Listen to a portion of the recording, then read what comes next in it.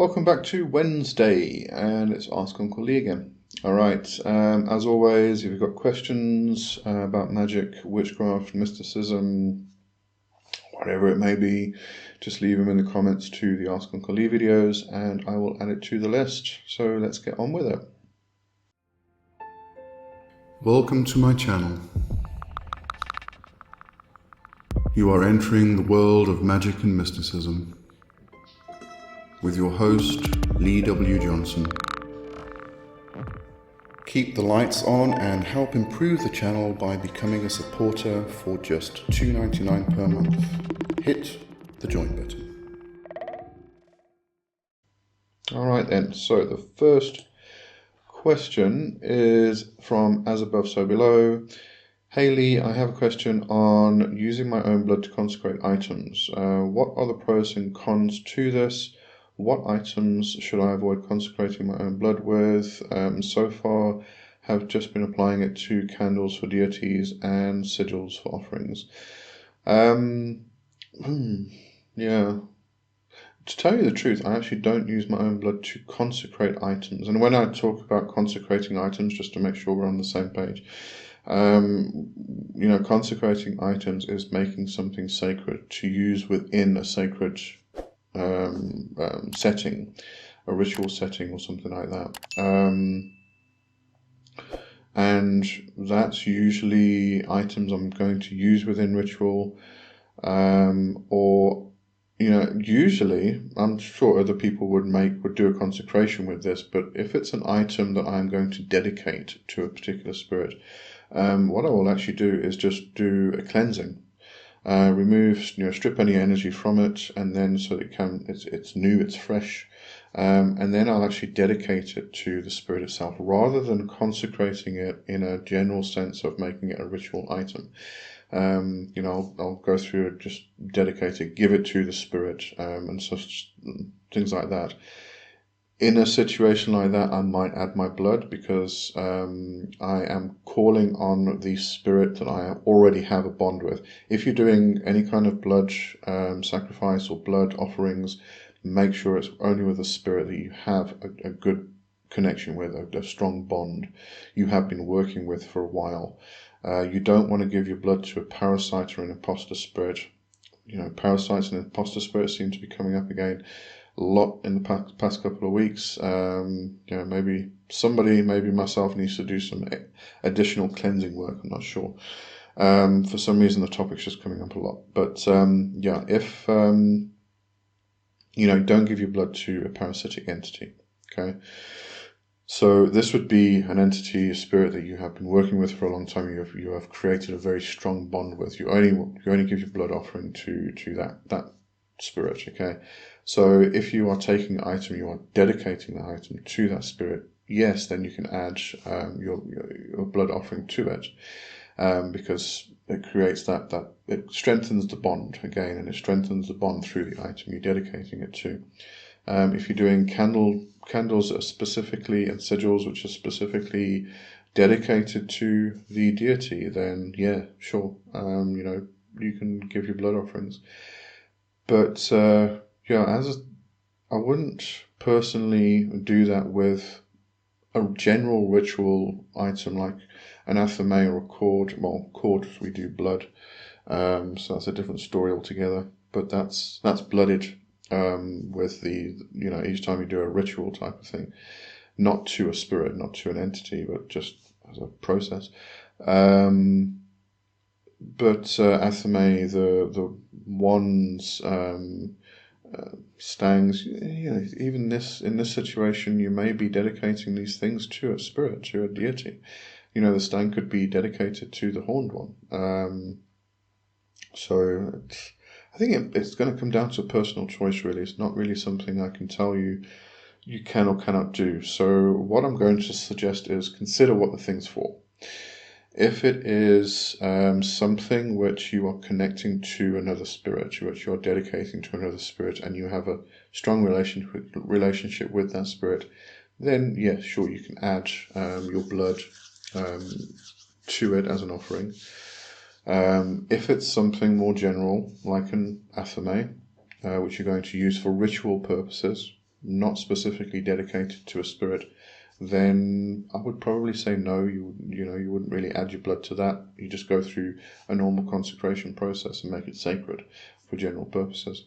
But you're not really bonding yourself to the ritual. Can be interpreted in various ways again. So, all right, but yeah, basically what I can suggest with that. All right, I hope that makes sense. Hope it helps. All right, so let's go on to the next question, which is this one. I'm just going to shift myself over. Yeah, so there we go. I know everybody wants to see my ugly mug. I'm just going to go over here so I can read this one properly. Oh, yes, here we go. Arena 2D. Sorry, I just want to make sure I've got the right one showing on the screen. This is going to get very confusing. Hello, Lee. I heard that you are running out of questions. We definitely can't let that happen, so I'm sending you another one. Thank you very much. How do we, and keep them coming, by the way, just keep them coming. How do we identify and remove blocks? I remember you talking about your own fear of success some time ago. I think I have a similar blockage that appears to weaken, slow down my success workings. Thanks to shadow work, I'm pretty aware of it and its origin, but it doesn't seem easy to get rid of it. For many people, including myself, these blocks seem to come from their childhood, so these thought patterns are rooted very deeply. Absolutely. Do you have tips and recommendations on how to remove them? I know this probably won't happen overnight, but what about affirmations, a special meditation, or even rituals, a spell? How did you tackle the issue? In my case, could I theoretically cheat my way around it by letting someone else do a success ritual for me? I think I know the answer, but asking won't hurt. Thanks a lot, and may this series continue for a very long time still. I hope so too. Okay, so what you first want to do is, if you can, is talk to somebody, get therapy, and it really is trying to get it out. I find that if I keep things in my head, I can't work through them properly, so I have to get them out. And usually that's through writing or journal or something like that. And actually physically writing helps a lot more, than actually trying to do it on the computer. So try that method is just getting it out of your head, giving it a physical, tangible format so you can actually deal with it. And that quite often comes in the format of getting therapy. Some other methods you might want to try, recapitulation from the Toltec Warrior Path is quite good, because what that does, it allows you to kind of strip away situations, memories, kind of energetic connections we have with people and places. You kind of strip away the layers, and as you do that, you gain more energy, and this allows you to get a better hold on things, better understanding of things.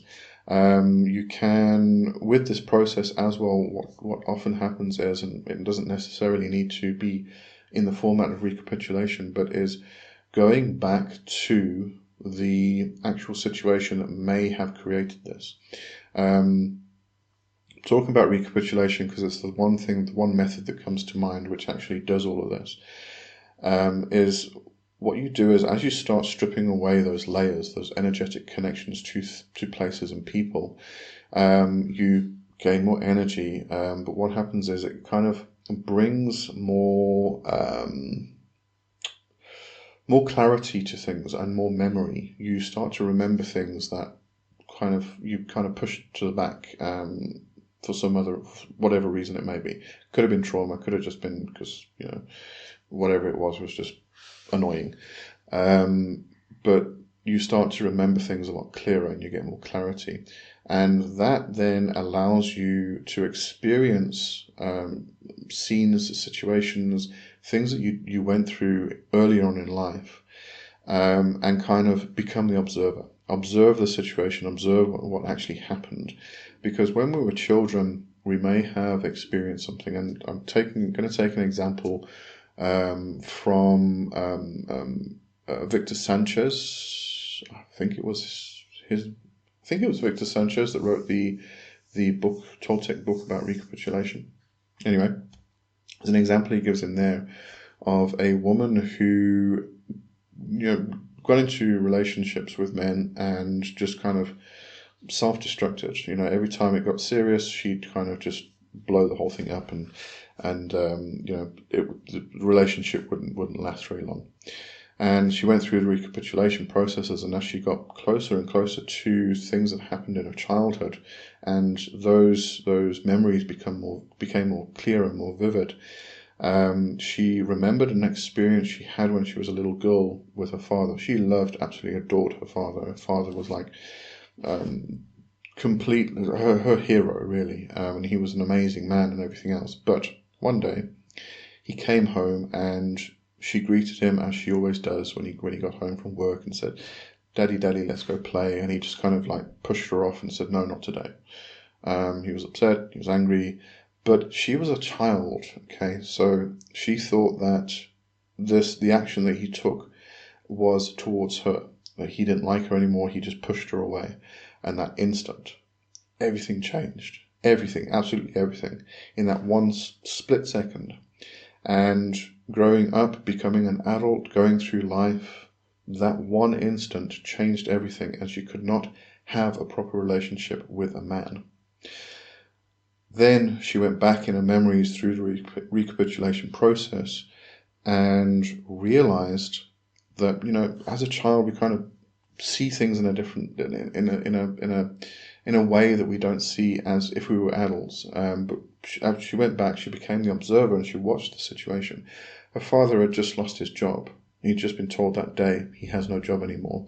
He was upset, he was angry, and he came home and he didn't know what to do. He had bills to pay, he's got a family to raise, and he was upset, and he just made this simple mistake of just pushing his daughter aside and saying, "No, not today, go away."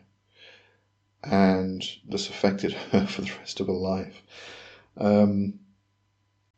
So, just one tiny little thing that happens to you as a child can affect everything.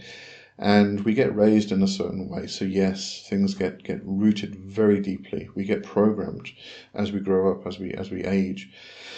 We're kind of clean as we're born, but as we start to grow up and we start to experience the family unit, then the family unit starts to define who we are and what we believe and what we do, what we think. And then we meet our teachers, and our teachers define more and more and more, and everybody we meet starts defining us more and more and more. And eventually we don't even know who we are, really, because we are just the projection of everybody else's definition of us. So it really is about going back, stripping all those layers away, becoming the observer and observing what happened in every situation of your life, right back to the beginning. Not a difficult process, definitely not an easy process, and definitely not going to be overnight. But this will help, because it'll help you to get back to the situation that caused this thing in the first place, and then you can work through it. You can understand why it happened, and it's probably something completely different to what you thought originally. So you can try that. So therapy, recapitulation, you can do magic work on yourself to try and alter what happened. And you may not know it. You can do magic work to try and find out what caused it, what the trigger was. Then you can do magic to actually alter it. Causing other people to, or asking other people to do success rituals for you could work, but probably won't. And the reason is you're going to block the working itself. But you should try it. There's no harm in actually trying. Give it a bash. See what happens. But what will probably happen is the energy will get sent out, get projected, and it will start to work, and then you'll block it. So it probably won't work. But as I said, don't discount it. Do not try it. Give it a try, because if it works, it works. Fantastic. We all want success, so try everything you possibly can think of. Another thing you might want to consider, this sort of does get very specific within a specific tradition, and it's within practical Kabbalah, is to talk to your nefesh. your lower self. Actually meet your nefesh, build a relationship. The easiest way to do this is 3 processes we go through. Just to remember the format and the steps. So step 1 would be to talk to yourself in a mirror. Sorry, let me just get this right. Mirror, pendulum, dreams. Yes, okay. So step 1 is mirror. And this is actually very good for doing your general shadow work anyway. So, if you're doing shadow work, which also helps with this, as you said, then you can incorporate this as well. But what you do is you every day, you just kind of look yourself in the mirror and you talk to yourself in the third person. So this person you are seeing, the reflection of you in the mirror, is not you. It is your lower self, your nefesh. And you talk to it. You tell it about your day, and you build this relationship with your own lower self, okay? I don't think many people actually consider building a relationship with themselves, but you got to. We are various different parts, and the nefesh is just one of them. And the nefesh, the lower self, is an incredibly potent, powerful aspect of us. And it's usually the nefesh that creates these blockages. If something happened, and it may have been a minor or a major traumatic experience, and I say minor as in it may have been something so insignificant, but it affected you, it triggered you somehow, then what will usually happen is your nefesh, if that comes up again, your nefesh will probably block it, stop it, because it doesn't want you to experience that same thing again, okay? So build a relationship with your nefesh, and this is the first step, is get a mirror, talk to yourself every day, just create that relationship. Talk to your nefesh about your day, what happened, what the shit you went through, and just get to know it, okay? The next step is then to use a pendulum and start asking questions of your nefesh. Just general questions, just things about the nefesh itself, and treat it as an individual, because in a sense it is an individual, even though it is part of your own soul. We can actually, in more advanced workings, we can actually project the nefesh outside ourselves and actually sit and talk to it, because it kind of looks like this blobby shadow, but we can talk to it. Anyway, so you carry on with pendulum work, and you just start asking questions. Again, it's about creating that connection between you and your nefesh. So you strengthen that bond, strengthen that connection through the pendulum work. And then you ask for guidance, or ask for answers to questions that you have within your dreams. And you may have a dream that answers the question or gives you the guidance, or what actually sometimes happens is you get an earwig. I think they're called earwigs. I remember them being called earwigs, but not the little insect that gets into you and bores into your ear. It's, when you wake up and you've got that song stuck in your head, or just a lyric stuck in your head, and it just keeps playing over and over and over and over and over, and it just won't go away until you do something else. That's, as I said, as far as I remember, it's called an earwig. But that's the kind of thing that you might find starts to happen more and more, is these little phrases or song lyrics that just get stuck in your head as soon as you wake up, and you have to go check what it actually meant. But it might be something, it may not have anything to do with the song, it's just this song lyric that's gone stuck, and it means something to you. So just, write it down, journal it. Journaling, okay, you've got to keep your journal, keep your records, but journal it, write it down, and see if you get more answers later on. All right, so that would be all of my recommendations anyway. But yeah, hopefully that answers your question. Okay. All right, let's do the next one. The next one is this one from Gills666. Hang on. Oh yes, this was related to the previous Kabbalah one. I just left that on there so that I could remember what the video, what the question was about. That's all well and good, but how do you actually use the Kabbalah? The Sephirot being energies is meaningless on its own. All right. This is actually kind of impossible to answer, and I'd say that because I'm not quite sure if you're actually considering how extensive the Kabbalah actually is. The Kabbalah is not just about the Tree of Life. That is a glyph, that is a guideline to the entire cosmos, the entirety of the cosmos, and everything that is within it and abounds within it. But Kabbalah extends beyond the Tree of Life into practical Kabbalah. It is about using the Psalms to do magic. It is about using amulets and talismans, using the kamiyas. It's extensive, it's massive, it's huge. It would take a lifetime to try and explain it, and probably multiple lifetimes to try and explain it. What I did do, let me just grab it. I just got to change my eyes as well, because getting old, you've got to have different eyes just in case you need to read something.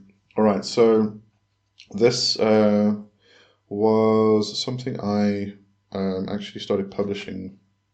This was in 2009, so a while back. Pathways, it's just a small journal. I think I only got like 2 or 3 issues out, and didn't really go very well in South Africa. Anyway, I did an interview with Yakuba Swat. Now, Yakuba Swat was my mentor within Practical Kabbalah, and he has several books out that you might want to check out if you want a better understanding of not just the Tree of Life, but Practical Kabbalah, Kabbalah in general, the actual uses and applications of Practical Kabbalah within the Tree of Life, within the angelic realms, exploring the names of God, exploring the kamiyas, exploring the everything. There's so much in Kabbalah, it's unbelievable. You can, not just, go and have a look for Yakuba G. Swat, have a look for his books, but you can also explore things like, or a person called Rabbi Gershon Winkler, who actually went into the forests and connected with his ancestors, and actually went back and kind of formulated a way of working with Kabbalah, with Jewish mysticism and magic from a shamanic perspective with the ancestors. And then you can explore the Tree of Life itself from its different... let me just push myself over here.